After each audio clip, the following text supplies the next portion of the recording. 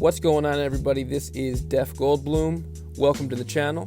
Today I'm going to be ranking Joey Badass's discography. Before we get started, if you could like this video and subscribe to the channel, that would be greatly appreciated. Alright, I don't want to waste any more time. Let's get right into it.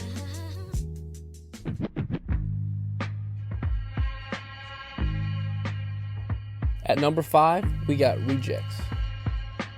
I feel like a lot of people don't even remember this project. It was essentially filled with all the songs that didn't make the cut on 1999, so naturally it's not as good as his major full-length project, but it's still got some solid tracks in here. He has beats from Ninth Wonder and Knowledge, and even 2 from Madlib on here. The overall vibe of this tape is very laid back. All of these songs would fit right in on the back half of 1999. But overall, there's a reason why these ones were cut. There isn't a bad track in sight here, but this tape does nothing better than 1999, so it really gives me no reason to return to it too often. With that being said, if you have never heard this tape, definitely give it a listen, especially if you're a Joey fan. There's some great gems on here.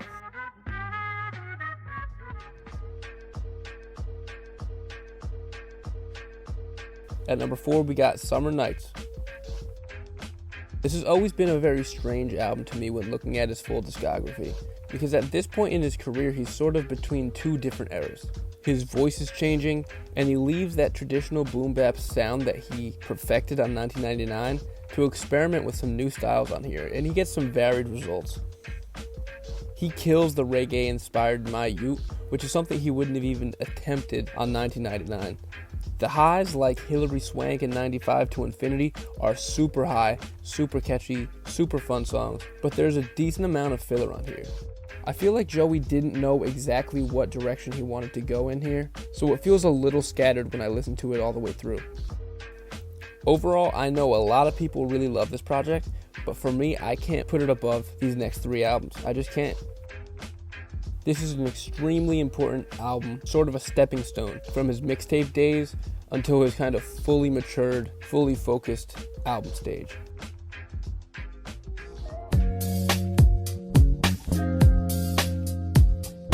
Alright, at number 3, we got All-Amerikkan Badass. Right off the bat, you can tell this album is a product of a more matured Joey. I feel like he had a purpose to make this album as opposed to just making it just to make some music. This album starts off giving us For My People, Temptation, and Land of the Free back to back to back. These 3 songs are all socially conscious, but hopeful and light in such a unique way. This honestly might be my favorite 3-track run of his whole career. It perfectly sets the tone for the album. Devastated is the first real crossover hit of his career. It's the perfect blend of something that you'd hear on Hot 97, but still having that classic Joey feel. I'm sure some people would say that he sold out making this song, but I don't think he does. It honestly fits right in on this album. Even though it sounds completely different, you could tell that he was in the same headspace when making it all, and it fits right in at home, even with these conscious songs around it. The second half of the album is still solid, but it just doesn't hit as hard for me as the first. And at only 12 tracks, there's really no room for any misses here. Overall, this is definitely Joey's most focused project, and it makes me really excited to see what he has for us next.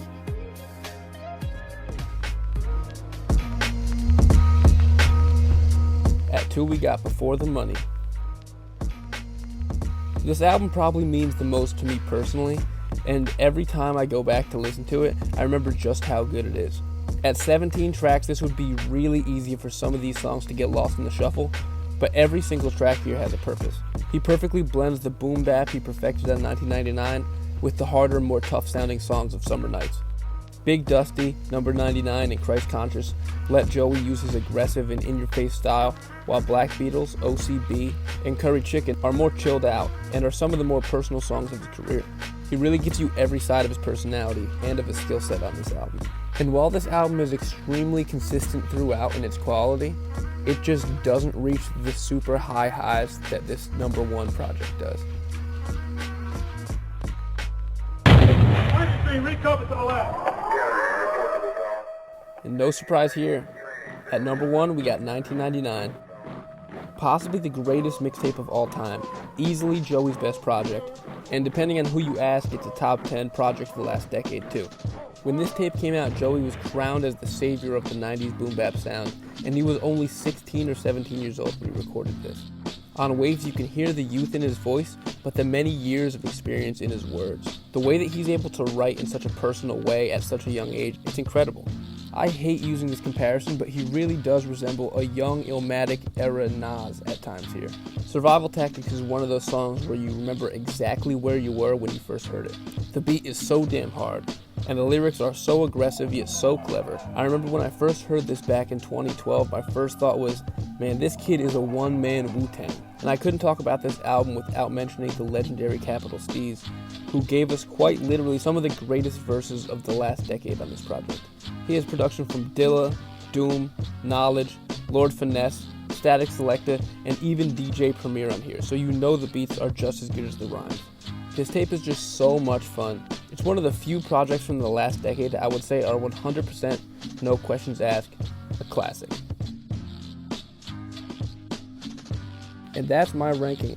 I'm sure most of you guys disagree with at least some of that, so drop your rankings down below. Let me know if there's any other artists that you want to see me do a review of or a discography ranking. Hopefully I'll have another video up for you guys soon. Thanks for watching.